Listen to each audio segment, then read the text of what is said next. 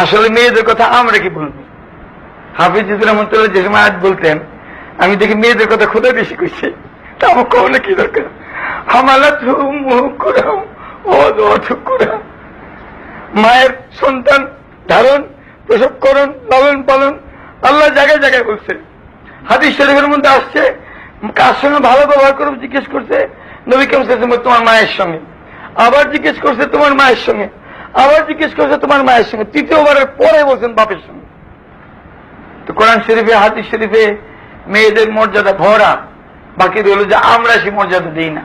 হাফিজুর রহমতুল্লাহ আলাই এই আয়াতটি বারবার পড়তেন, ইউসাউবিরুকুম ফিল আরহামি কাইফা ইয়াশা, মায়ের রেহেমে তোমাদেরকে তিনি আকৃতি দান করেন যেভাবে তিনি চান। আর এই আয়াতের তাফসীর হযরত হাফিজ হুজুর রহমতুল্লাহ আলাই একই কথা, হুজুর একই ঢঙে একই শব্দ বলতেন জায়গায় জায়গায়। আল্লাহ তাআলা কোরআন মজিদে বলছেন তিনি আমাদেরকে মায়েদের রেহেমে